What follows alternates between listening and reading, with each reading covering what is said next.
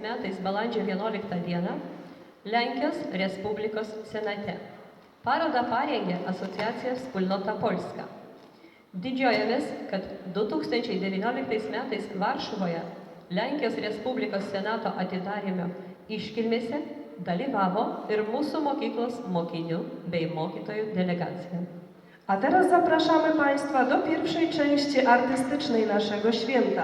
To wyjątkowy moment, w którym nasi uczniowie zaprezentują swoje talenty, oddając hołd patronowi szkoły oraz wspólnie przeżytym 15 latom.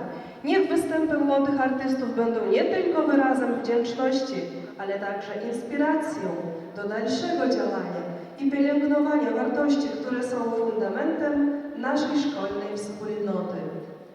Neužtenka peržengti mokyklos slenkstį, reikia joje palikti dalelę savęs.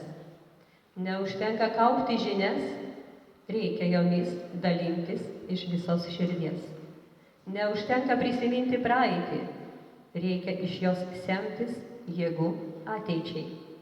Mokykla tai ne tik sielos, tai žmonės, vertybės ir istorija, kuri gyva kasdieniuose gestuose, žodžiuose ir sprendimuose. Kiekviena diena čia tai nauja pradžia, o kiekvienas prisiminimas pamatas ateities kartoms. Za chwilę na scenie wystąpi szkolny zespół ludowy Tęcza, którego założycielką jest niestrudzona wieloletnia nauczycielka muzyki Lila Kieras. Program muzyczny przygotowany również przez Lilę Kieras, Krystynę Lachowicz oraz Elwirę Lawrukajtienę, a krótką inscenizację przyszykowała Bożena Lawrukiewicz.